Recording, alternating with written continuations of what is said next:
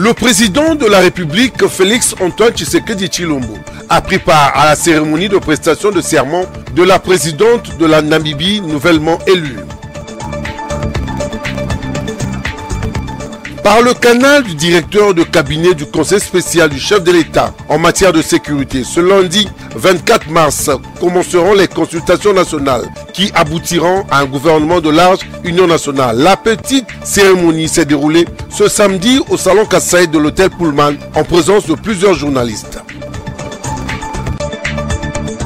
Enfin, sport. À la fin du match de la 5e journée des éliminatoires zone Afrique de la Coupe du Monde 2026 qui a été sanctionné par la victoire étriquée des Léopards face au Soudan du Sud par 1-0.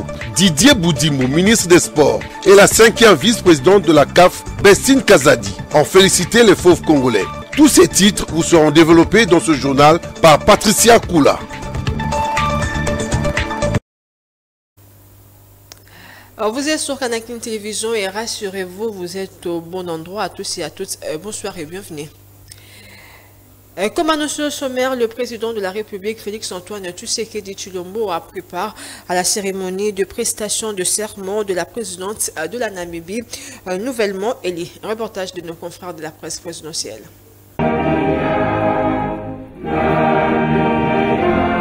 Ils auraient voulu célébrer ce double événement historique dans leur stade local, mais la météo a contraint les organisateurs namibiens à accueillir leurs invités des marques au palais présidentiel. Plusieurs chefs d'État et de gouvernement, principalement ceux de l'Afrique australe, ont fait le déplacement des Windhoek pour prendre part à la cérémonie d'investiture de Mme Netumbo, élue présidente de la République de Namibie et commémorer en même temps les 35 ans d'indépendance du pays. Arrivé ce vendredi matin, le président de la République, Félix-Antoine Tshisekedi Tshilombo, a participé à cette cérémonie en sa qualité de champion de la masculinité positive, plébiscité par ses pairs de l'Union africaine. Comme le veut la tradition, le président sortant a remis les attributs du pouvoir au président de la Cour constitutionnelle, qui les a remis à son tour à la présidente élue. Dr Netumbo a prêté serment et devient ainsi la première femme présidente de la République de Namibie et la deuxième femme africaine après Ellen Johnson Sirleaf à accéder à cette plus haute fonction d'État au terme d'une compétition électorale. Dans son discours d'investiture, la nouvelle présidente de la République de Namibie a pris l'engagement de créer des emplois, de poursuivre l'œuvre de la prospérité, de lutter contre la corruption et d'ouvrir davantage son pays à des partenariats gagnant-gagnant. L'événement est tellement historique qu'il a mobilisé, outre les chefs d'État de la SADC, des anciens dirigeants de la région et toutes les personnalités féminines africaines ayant exercé la fonction présidentielle. La présidente de Tanzanie, Mme Samia Suluhu Hassan, s'est félicitée du leadership féminin. Âgée de 73 ans, la nouvelle présidente de la République a un cursus politique exceptionnel. Entrée en politique à 14 ans, elle a milité au sein de l'Organisation du peuple du Sud-Ouest africain, SWAPO, où elle a franchi tous les échelons jusqu'à la présidence du parti. Plusieurs fois ministre, puis vice-présidente de la République, Dr Netumbo va désormais présider à la destinée de ce jeune pays de l'Afrique australe, l'un des plus stables et prospères d'Afrique.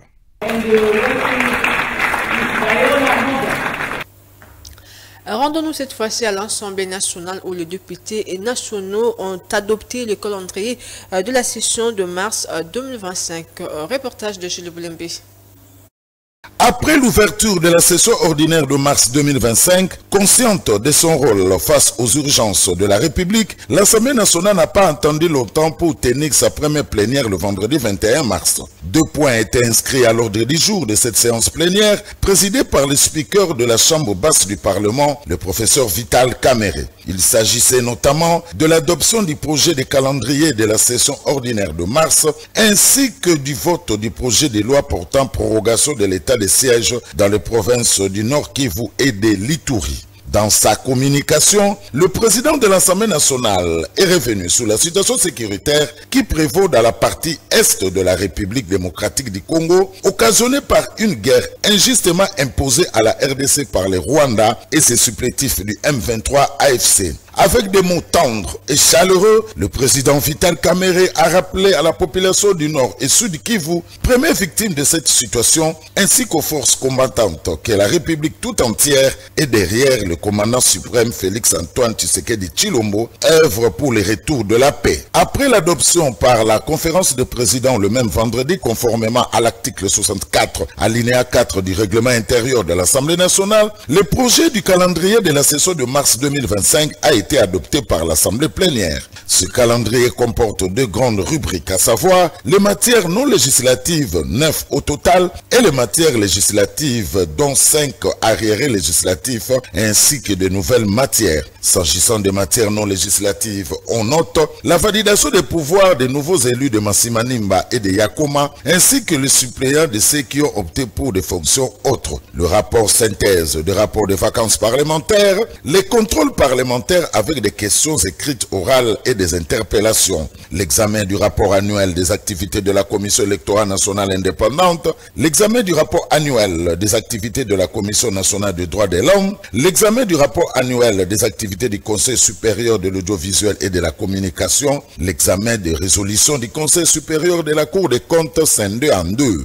le rapport des activités de la Cour des comptes, puis les résolutions sur les promotions, mises en retraite et autres nécessitant une commission spéciale, le rapport des commissions permanentes, défense et sécurité, relations extérieures ainsi qu'économiques et financières ayant travaillé pendant les vacances parlementaires. Dans la rubrique de matières législatives figure le président de la Chambre basse du Parlement, Vital Kamerhe, a été informé des activités que les femmes parlementaires envisagent organiser à l'occasion de la clôture du mois de mars. Commentaire de Julie Boulembe. Quelques jours de la fin du mois de mars, mois dédié aux femmes, le président de l'Assemblée nationale, le professeur Vital Kamerhe, a eu l'honneur de recevoir le vendredi 21 mars une délégation de femmes parlementaires composée des honorables Persine Zouzi, Rizik Maneno, Daïda Moleka ainsi que l'honorable Antoine Tabala. Cette délégation de femmes parlementaires était venue faire connaître aux speakers de la Chambre basse du Parlement leurs initiatives en faveur des droits des femmes à l'Assemblée nationale. Elles ont présenté au numéro 1 de l'Assemblée nationale les différentes activités qu'elles envisagent organiser pour terminer en beauté ce mois de la femme et ont exprimé par la même occasion leur désir de s'affirmer davantage dans les débats parlementaires et d'avoir un rôle plus actif dans la prise de décision. La femme parlementaire est valorisée ici au Parlement. Vous pouvez constater que dans le bureau de notre Parlement, il y a 3 femmes, une au poste de questeur adjoint et rapporteur adjoint. C'est déjà une preuve d'une très grande considération de la femme parlementaire. Le professeur Vital Kamerhe a également rappelé que l'émancipation politique des femmes est un enjeu majeur pour la démocratie et le développement de la République démocratique du Congo. Et sachez également que le président de la Chambre basse du Parlement, Vital Kamerhe, et le premier président de la Cour des comptes sont tombés d'accord pour une collaboration étroite entre les deux institutions. Une fois de plus, on retrouve Julie Boulembe. Le premier président de la Cour des comptes, Jimmy Munganga Mwaka, a été reçu le vendredi 21 mars par le président de l'Assemblée nationale, le professeur Vital Kamerhe. Les discussions entre les deux personnalités ont tourné autour de la rentrée judiciaire de la Cour des comptes et de la bonne collaboration entre les deux institutions. Ces discussions visaient aussi à échanger sur des questions relevant du contrôle des finances publiques. Initialement prévu pour le 1er mars, après la période de vacances parlementaires qui débute le 31 décembre, cette rentrée a été retardée cette année pour des raisons logistiques. À l'issue de cet entretien, Jimmy Munganga Mwaka a rappelé le rôle fondamental de la Cour des comptes dans l'architecture institutionnelle du pays et son lien organique avec l'Assemblée nationale. La Cour des comptes relève de l'Assemblée nationale, donc la Cour des comptes a des relations très étroite avec l'Assemblée nationale. Donc il est tout à fait normal que de temps en temps, que le président de l'Assemblée nationale, l'honorable président, invite le premier président pour obtenir certaines informations en rapport avec le fonctionnement de la Cour des comptes. La rentrée judiciaire de la Cour des comptes constitue une étape essentielle dans le fonctionnement de cette institution, marquant la reprise officielle de ses activités juridictionnelles et des contrôles. Cette rencontre a permis d'échanger surtout aussi sur les modalités pratiques de cette rentrée et sur les perspectives de travail avec l'Assemblée nationale. Ces échanges entre le professeur Vital Kamerhe et Jimmy Munganga témoignent de la volonté de l'Assemblée nationale et de la Cour des comptes de consolider la gouvernance financière et d'assurer une gestion rigoureuse des deniers publics conformément aux principes de transparence et de redevabilité. Notons que la date de la rentrée judiciaire de la Cour des comptes sera révélée dans les prochains jours.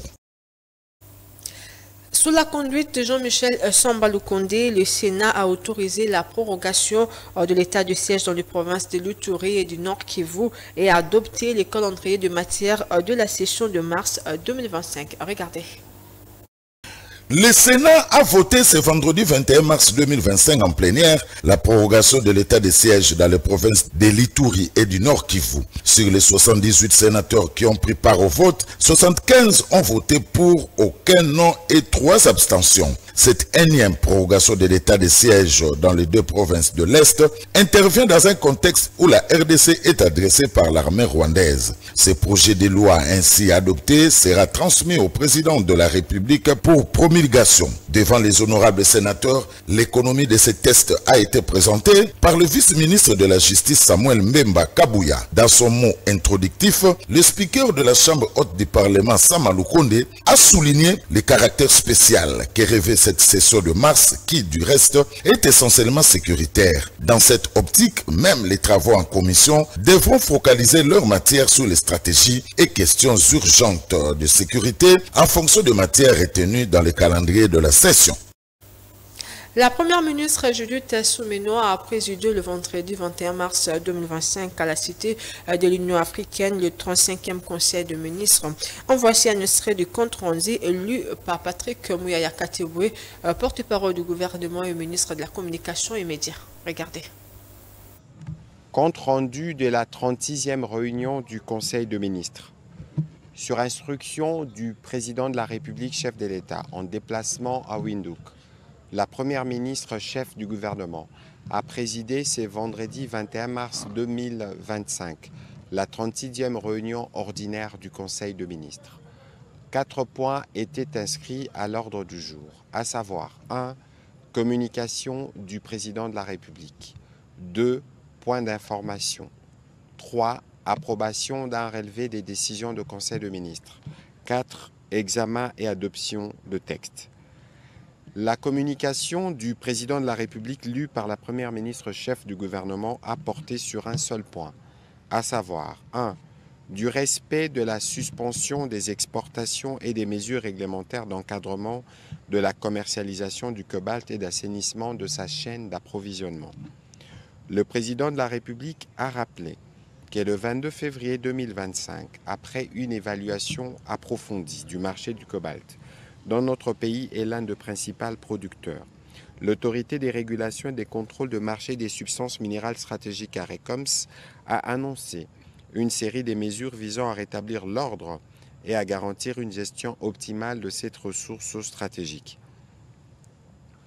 Parmi ces mesures figurent la suspension temporaire des exportations de cobalt en provenance de la République démocratique du Congo, une décision essentielle pour mettre un terme à la commercialisation anarchique et préserver les intérêts économiques nationaux.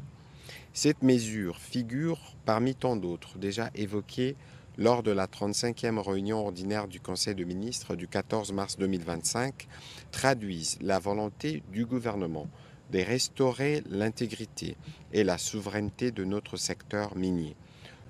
Au deuxième chapitre du Conseil de ministres de ce jour, relatif aux points d'information, le vice-premier ministre, ministre de l'Intérieur, de Sécurité, Décentralisation, Affaires coutumières a fait le point de l'État et l'administration du territoire national qui reste dominé par la situation sécuritaire dans l'Est de la République démocratique du Congo, ainsi que la réponse que le gouvernement congolais y donne. L'état d'esprit de la population a été principalement marqué la semaine dernière par la rentrée parlementaire dans les 2 chambres du Parlement, l'Assemblée nationale et le Sénat. Au plan politique, il a été noté les encouragements et les soutiens de la population envers le président de la République pour les efforts en cours en vue de parvenir à une paix durable. Revenant sur la criminalité urbaine, il a rapporté que 356 cas présumés criminels ont été interpellés à Kinshasa par la police nationale appuyée par la 14e région militaire dans le cadre de l'opération Ndobo. Ils seront déférés auprès des juridictions compétentes pour être jugés en audience foraine. Il a été complété sur ces chapitres sécuritaires par le vice-ministre, ministre de la Défense nationale. Et parlons de force dans cette édition du journal. Le VPM de la Défense vient de doter à l'hôpital militaire de Kanseta et celui de l'hôpital de Mikondo 2 ambulances médicalisées. Ceci entre dans le cadre de l'amélioration des conditions de vie de militaires de la République démocratique du Congo, visant cher au président de la République Félix-Antoine Tshisekedi Tshilombo. Cette cérémonie a été présidée par le VPM de Défense Guy Kabombo. Moi d'invita à suivre.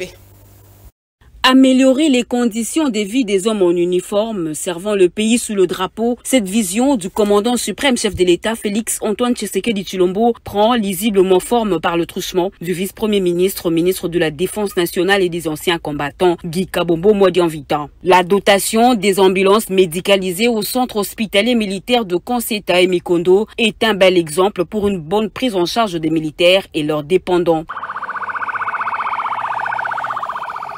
Le sens de dévouement de la haute hiérarchie en faveur des militaires a été salué à sa juste valeur par le général-major Jean-Claude Nsingui, commandant corps santé militaire, visiblement satisfait de cette dotation. Ces deux dotations sont une preuve éloquente de l'intérêt particulier de toute l'attention que la très haute hiérarchie accorde au bien-être du militaire, au social du militaire et tous les efforts qu'il consent pour l'amélioration des conditions de vie des militaires. Guy Kabombo Modianvita a en outre rassuré l'élargissement de cette dotation dans plusieurs centres médicaux militaires disséminés à travers la République. Cette dotation, il faut le dire, intervient après une visite effectuée par le VPM de la Défense nationale dans ces deux structures hospitalières militaires lors de son réconfort des blessés de guerre. Allez, restons toujours dans la même direction. Le VPM, ministre de la Défense, Guy Kabombo Modianvita, est allé réconforter et échanger avec le malade blessé de guerre de l'hôpital militaire de Kanseta. Guy Kabombo Modianvita a rassuré ces derniers que le gouvernement congolais, sur instruction du chef de l'État, Félix-Antoine Tshisekedi Tshilombo, prend tous les soins en charge. Regardez. C'est une visite de réconfort aux blessés de guerre qu'a effectué le vice-premier ministre, ministre de la Défense nationale et des anciens combattants à l'hôpital militaire du Kanseta, leur témoignant ainsi son soutien et la reconnaissance du gouvernement pour les efforts consentis dans la défense de l'intégrité territoriale. Porteur d'un message du commandant suprême au FRDC, Félix-Antoine Tshisekedi Tshilombo, qui leur a rassuré qu'ils font toujours partie de l'armée et l'État congolais va assurer leur prise en charge médicale complète jusqu'à leur guérison.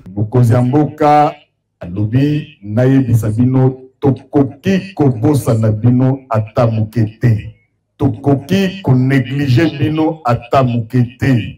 Pour la commanda c'est Kasa Otikoloba, bozali ba héros vivants. Dans sa gibecière, Guy Kabombo Modianvita a apporté une importante cargaison des produits pharmaceutiques pour les premiers soins des blessés de guerre, prêtant oreille attentive à leurs doléances, notamment la difficulté d'évacuation pour des soins appropriés et la situation précaire de leur famille. Le VPM de la Défense nationale a promis la dotation de 2 ambulances neuves et quelques bus pour leur déplacement. S'en est suivi les échanges avec les épouses militaires du Kanseta. Le chef de l'État Félix-Antoine Tshisekedi Tshilombo a donné tous les moyens nécessaires pour améliorer le social des dépendants des militaires et les travaux de réhabilitation de certains camps qui sont déjà à pied d'œuvre, a dit le vice-premier ministre à ses épouses militaires. Comme à l'accoutumée, le VPM de la Défense nationale en bon père de famille leur a remis une enveloppe consistante pour repartir dans chaque foyer. Des passages au centre d'instruction Mikondo, Guy Kabombo Modianvita a tenu une causerie morale avec les blessés blessés de guerre. Rappelant ses missions au sein du ministère de la Défense nationale, il a martelé le fait qu'il connaît maintenant leurs divers problèmes car il a déjà effectué des visites dans 9 centres d'instruction sur 10. Les invitant à se désolidariser et à dénoncer les traîtres, il leur a également conscientisé à ne pas se laisser berner par les discours tribaux et de haine, rappelant ainsi leur devise « Ne jamais trahir le Congo ». Et nous l'avons dit au sommaire après l'annonce du chef de l'État Félix-Antoine Tshisekedi Tshilombo concernant la formation du gouvernement de l'Union nationale ce samedi 22 mars 2025 par le biais du directeur du cabinet du conseiller spécial en matière de sécurité. Le lundi 24 mars prochain commencera les consultations nationales afin d'aboutir à un gouvernement de l'Union nationale. Cette annonce a été faite à l'hôtel au salon Kassai. Juste après, il y a eu une conférence de presse où les journalistes ont posé 2 questions. Jules Boulim était là pour le compte de Kanakin Télévision. Regardez. C'est le directeur de cabinet du conseil spécial du chef de l'État en matière de sécurité qui a fait l'annonce devant les médias de l'imminence des consultations pour aboutir à un gouvernement de large union nationale. Vœu pieux du chef de l'État qui vient encore d'ouvrir les portes à tous les Congolais de tous bords, société civile, opposition républicaine, opposition institutionnelle, membres de l'Union sacrée, les centristes. Dès ce lundi 24 mars, le conseil spécial du chef de l'État, chargé en matière de sécurité, Désiré Casimir Ebérande Kolongele, va ouvrir ses consultations au nom du chef de l'État. Juste après cette annonce, aujourd'hui, le samedi 22 mars 2025, quelques journalistes présents ont pu poser des questions. Ces consultations politiques vont viser essentiellement 4 catégories d'entités et de personnalités. 1. La majorité parlementaire réunie au sein de l'Union sacrée de la nation. Celle-ci comprend les regroupements et partis politiques de la majorité, la société civile dans toute sa diversité. Il s'agit principalement de toutes les confessions religieuses et autres organisations de la société civile. Les personnalités. Il s'agit des femmes et des hommes qui, en raison de leur expérience et connaissances, de leurs initiatives, les animateurs des entités publiques et privées ou des individus, et plus généralement des femmes et hommes qui se sont distingués positivement dans tel ou tel autre secteur de leurs activités. Il faut rappeler que ce gouvernement de large union nationale vise à consolider et ramener la paix au sein de la République démocratique du Congo, véritable cheval de bataille du chef de l'État, Félix-Antoine Tshisekedi.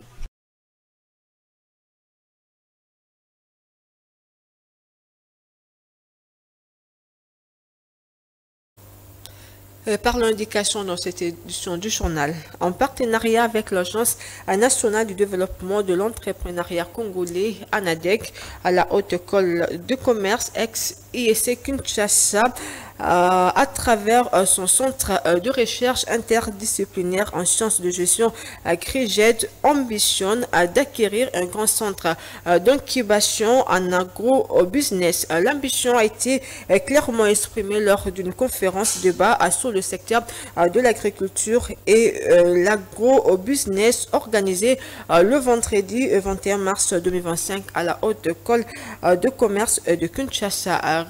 Reportage de Clavé à la Diakou rendu par Mario Mbongo. Venus en très grand nombre, les membres de la communauté de la Haute École de commerce de Kinshasa, ECKIN, ont bénéficié des atouts nécessaires leur permettant d'appréhender le bien fondé de l'entrepreneuriat dans le secteur de l'agriculture et agrobusiness et mettre au point des projets incubateurs susceptibles d'être encadrés et financés par les structures étatiques telles que l'ANADEC et le FOGEC. Les lampions de cette conférence débat se sont allumés sous les auspices du secrétaire général chargé de la recherche, du professeur Mire Luambenga, qui a agi au nom du directeur général de la ECKIN, le professeur Edson Nionsaba. Cette conférence nous apporte beaucoup parce que nous pensons avec le système LMD, l'étudiant doit être un entrepreneur et sortir à la fin de ses études Au lieu de rester toujours sur papier, j'ai l'honneur. Mais voilà, avec la conférence d'aujourd'hui, au moins l'étudiant peut comprendre qu'à la fin de ses études, il est appelé à créer pour transformer son milieu.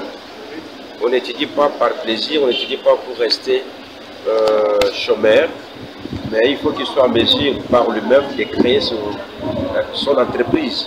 Avec en toile de fond l'écosystème entrepreneurial dont l'agriculture et l'agrobusiness en République démocratique du Congo, opportunités et défis. L'activité a été animée par plusieurs panélistes, notamment le directeur général intérimaire de l'Agence nationale de développement de l'entrepreneuriat congolais, ANADEC, le représentant du FOGEC, le coordonnateur du PEJAB, le représentant de l'IATA et les autres structures partenaires de l'ANADEC. Mais ils ont l'opportunité de concrétiser ce qu'ils ont appris. Et c'est pour ça que je les ai dit aujourd'hui, pendant que vous êtes en train d'étudier, c'est très important que chaque étudiant ait déjà une idée de ce qu'il va faire. À travers son centre de recherche interdisciplinaire en sciences de gestion, CRIGED, la Haute École de Commerce de Kinshasa, ECKIN, ex-IEC Kinshasa, ambitionne d'acquérir un grand centre d'incubation en agrobusiness.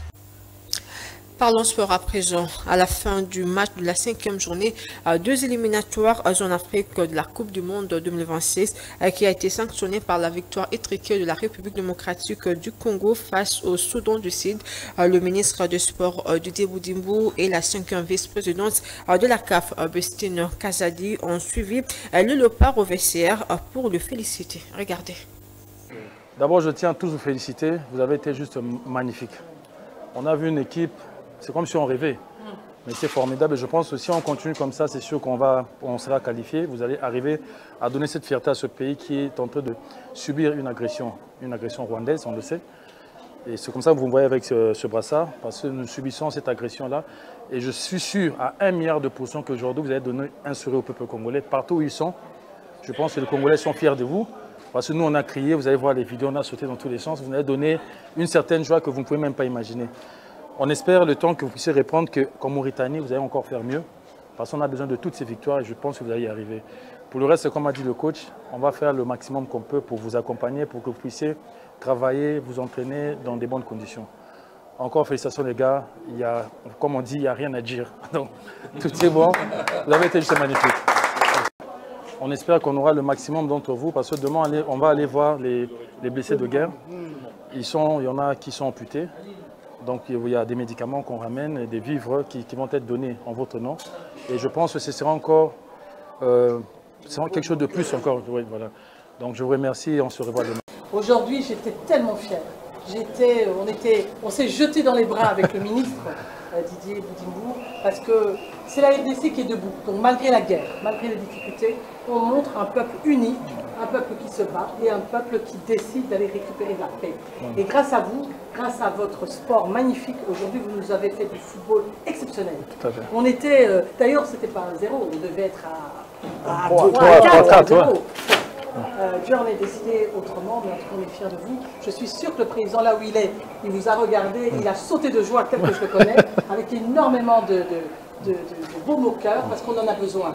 On est pour l'instant stressé, triste, malheureux, et quand on vous voit, vous, nos fils, nos jeunes, en train de gagner aussi fortement, merci, merci.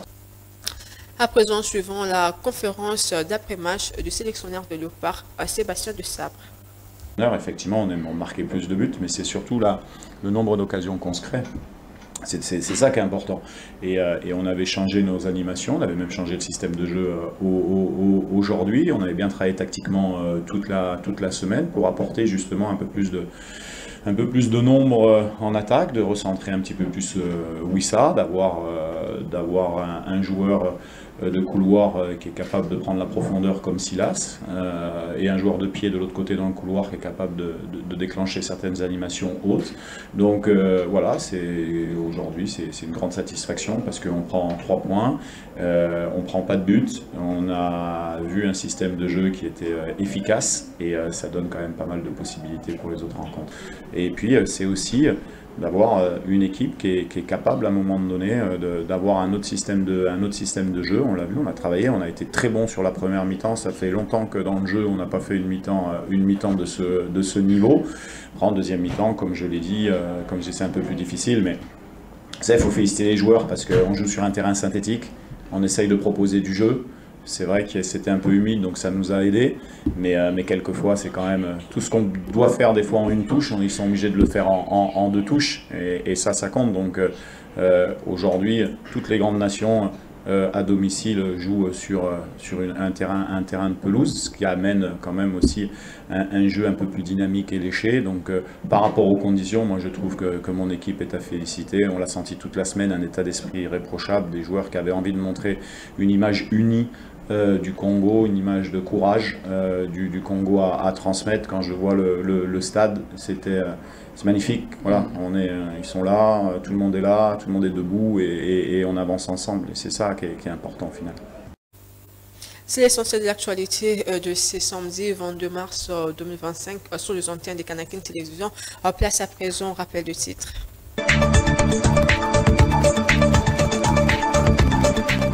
Le président de la République, Félix Antoine Tshisekedi Tshilombo, a pris part à la cérémonie de prestation de serment de la présidente de la Namibie nouvellement élue. Par le canal du directeur de cabinet du Conseil spécial du chef de l'État en matière de sécurité, ce lundi 24 mars commenceront les consultations nationales qui aboutiront à un gouvernement de large union nationale. La petite cérémonie s'est déroulée ce samedi au salon Kassai de l'hôtel Pullman en présence de plusieurs journalistes. Enfin, sport. À la fin du match de la 5e journée des éliminatoires Zone Afrique de la Coupe du Monde 2026 qui a été sanctionné par la victoire étriquée des Léopards face au Soudan du Sud par 1-0, Didier Boudimou, ministre des Sports, et la 5e vice-présidente de la CAF, Bestine Kazadi, ont félicité les fauves congolais.